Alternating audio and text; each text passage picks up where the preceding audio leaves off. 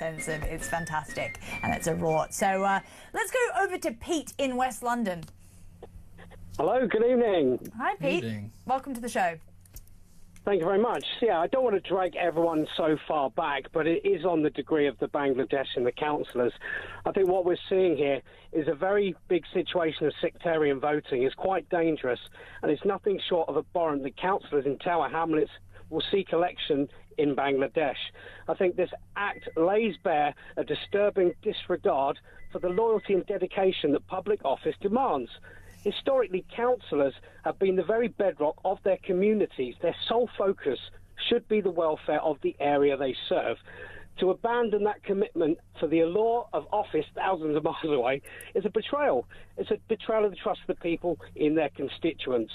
I think we must demand that those who hold public office do so with the unwavering dedication to the area they are in. And it's things like this that are making me stand for a local election in my council next year. Good for you, Good Pete. for you. Yeah, Can I really just say, good for really you. good for you. I'm sick to death of hearing a lot of people complain about things and then do nothing about it. So Agreed. good for you. Yes, I'm very proud of you, Pete. It doesn't matter whether you win. You decided to make a difference in your community by thinking of getting involved. It's how you want to see. What did Gandhi say? Be the change you want to see. So there you go. Exactly, 100%. I just think doing what's right for the people, 2025 is a paramount moment. We have to stand up and be counted. No, I couldn't agree with you more. And it does shock me to the core that someone can run for parliament in I can't believe Bangladesh. it. I mean, what bowled me over so much was just the fact that he lived so much in his echo chamber. He really didn't think anything he was saying was wrong, you know. So maybe you might be trying to hold back for one of these interviews, you know, not show all your cards. That man was completely showing all his cards. Yeah, total madman. I agree with you. That's Pete in West London. Pete, thank you for coming on the show.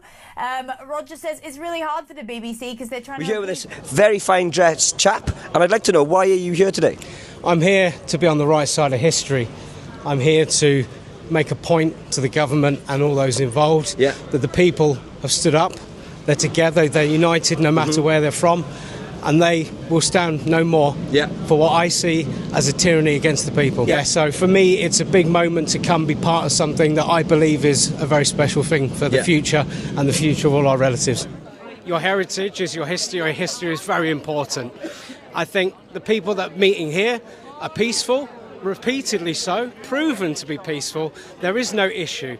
And I believe that the councils and all those involved are pushing hate and division in order to keep us separated, to further control us and go down that road. And welcome to a very rainy day. It's the 27th of January 2026. And it's the first of my political flyering for the Cyan and Brentford Lot Ward elections coming up on 7th of May.